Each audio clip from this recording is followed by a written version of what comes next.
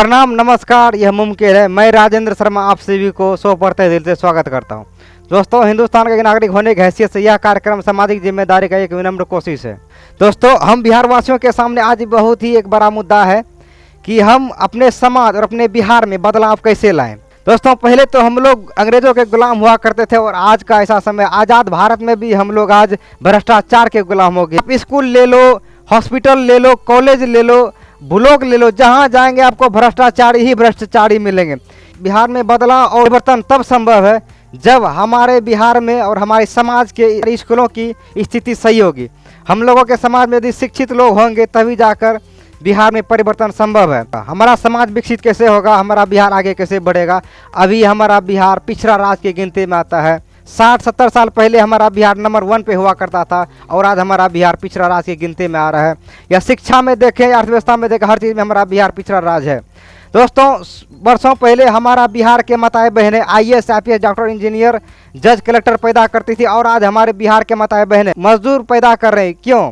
दिल्ली में बैठे नेताओं ने सोचा यदि बिहार विकसित हो जाएगा, बिहार का हर युवा विकसित हो जाएगा, शिक्षित हो जाएगा, फिर हमें सस्ता मजदूर कहाँ से मिलेगा। तो उन सब ने एक टारगेट किया, बिहार को चलो बर्बाद करते हैं। और पहले बिहार के शिक्षा को बर्बाद किया और जिसके कारण आज बिहार में शिक्षा की स्थिति बहुत ही कंडम हो गई, बहुत ही नीचे हो गई। जिसके कारण आज हमारे बिहार के अधिकतर युवा वो शिक्षित हैं और वह मजदूरी करने के लिए लाचार और बेबस हैं। अक्सर करके बिहार में ही हर नेताओं का यहाँ पे चाल चल जाता है, पता चल जाता है। वह जाति पे, धर्म पे वोट लेके चले जाते हैं और हम लोग जाति धर्म पे ही वोट उन्हें दे देते हैं। उसके बदले हम लोगों को क्या मिलता है? कुछ भी नहीं।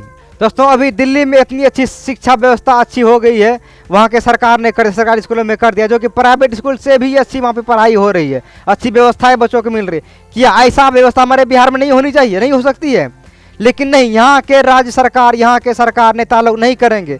क्यों? उसको वोट बैंक का राजनीति भी तो करना है आगे चल के। वो कैसे हो पाएगा? सस्ता मजदूर कहाँ से मिल पाएगा? आदमी परेशान कैसे होगा? दोस्तों, हम बिहार वासियों को जगना होगा और इन सब चीज़ों पर ध्यान देना पड़ेगा।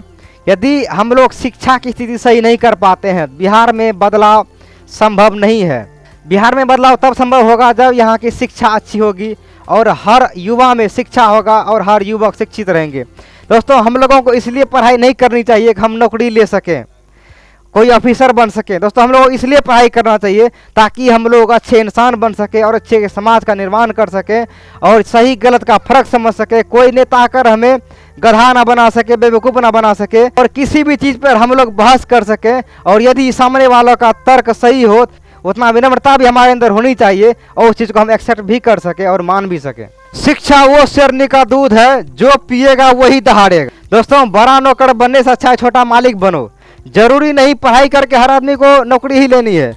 पढ़े लिखे व्यक्ति के पास बहुत सारे ऑप्शन होते हैं, वहीं अनपढ़ व्यक्ति के पास कोई भी ऑप्शन नहीं होते हैं। इसीलिए हम सबको प्रयास करना चाहिए, हमारे समाज में, गांव में, परिवार में जो भी हमारे आगे के बच्चे हैं उनको पढ़ाना चाहिए और पढ़ने लिखने में उसका सहयोग करना चाहिए। तो पढ़ेगा बिहार तो आगे बढ़ेगा बिहार। हम युवा ने जिद है ठानी, बिहार में बदलाव है लानी। दोस्तों, मैं जानना चाहूँगा आप में से कौन कौन बिहारी हैं? सभी बिहारी हैं? अभी भी यदि किसी को शक है तो आप बता सकते हैं।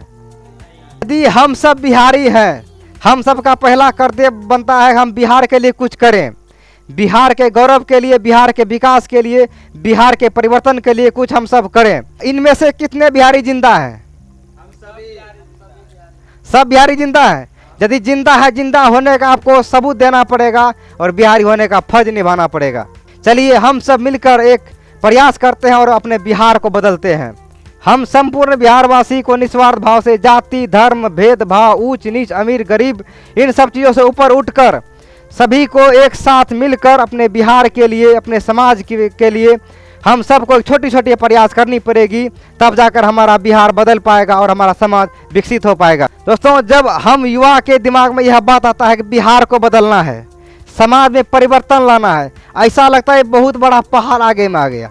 लेकिन दोस्तों, हम बिहार के वासी वह हनुमान है जिनको अपना शक्ति का आभास भी नहीं है, हम लोग भूल गए हैं।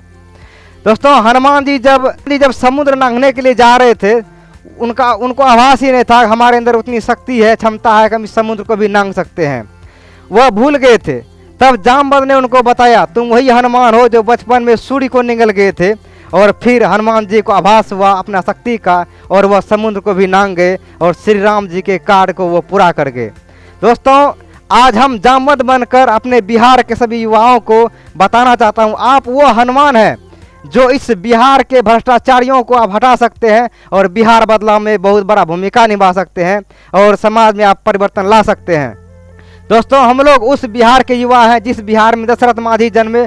उन्होंने पहाड़ को तोड़कर 360 फीट लंबी और 30 फुट चौड़ी सड़क 22 साल में लगातार प्रयास कर छेनी हथौड़ी से तोड़ डाला। ये भ्रष्टाचार क्या चीज़ है दोस्तों? उस बिहार के युवा हैं जहाँ पे मोहनदास करमचंद गांधी आते हैं और महात्मा गांधी बनकर चले जाते हैं। दोस्तों, हम लोग उस बिहार के युवा हैं जहाँ पे आज़ादी का सबसे पहला आंदोलन गांधी जी ने हमारे बिहार के चंपारण जिले में 1917 ईस्वी में करके गए थे। दोस्तों, ऐसे कई सारे काम हमारे बिहार के धरती से संभव हुआ और हमारे बिहार के धरती पर कई ऐसे महापुरुष वीर पैदा लिए। तो क्या हम सब बिहार के युवा मिलकर इन भ्रष्टाचार को नहीं हटा सकते हैं? अपने आसपास के गांव में आज हम लोग अपने दिल में ठान ले कि हम लोग को भ्रष्टाचारी को हटाना है आज से, और हो रहे अपने गांव के आसपास के स्कूलों, सरकारी स्कूलों में भ्रष्टाचारी को हटाना है और वहां के सिस्टम को दुरुस्त करना है। दोस्तों, यदि हम लोग ऐसा करने में सक्षम हो जाते हैं, यदि हर गांव के युवा अपने आप पे जिम्मेदारी ले ले कि नहीं, यह मेरा धर्म है, मेरा कर्म है और हम ऐसा गलत नहीं होने देंगे, अपनी शिक्षा में कमी नहीं आने देंगे, तो हमें लगता है बहुत ही कम समय में हमारा बिहार का शिक्षा की स्थिति बहुत ही अच्छी हो जाएगी। शिक्षा एक ऐसी चीज़ है जिसके बगैर हमारा जीवन अधूरा रह जाता है। यदि कोई व्यक्ति शिक्षा ग्रहण नहीं करता है, इसका मतलब है उसका जीवन अधूरा रह गया। यदि कोई माँ बाप अपने बच्चे को नहीं पढ़ाने लिखाना चाहता है या शिक्षित नहीं करना चाहता, इसका मतलब है जैसा जिंदगी वो अभी जी रहा है उससे कई गुना खराब जिंदगी अपने बच्चे को वो देना चाह रहा है। भविष्य में उसका बच्चा क्या कर पाएगा? आगे नहीं बढ़ पाएगा। यदि वह बच्चा आगे नहीं बढ़ेगा, हमारा बिहार आगे कैसे बढ़ेगा? हम लोग को सर्वप्रथम शिक्षा को सही करना पड़ेगा, तब जाके हमारे बिहार में बदलाव संभव है। और यह सब हम सब युवा को अपने कंधों पर इसका जिम्मेदारी लेना पड़ेगा और ये सब चीज़ों पर सुधार लानी पड़ेगी। हम सब को ये सब चीज़ें करनी पड़ेगी। दोस्तों, हमें पढ़ाई इसलिए करनी चाहिए ताकि हमारा दिमाग खुले। किसी भी चीज़ को हम कई तरीक़ों से सोच सकते हैं, उसे समझ सकते हैं, उसका निराकरण कर सकते हैं। जय हिंद दोस्तों, जय बिहार।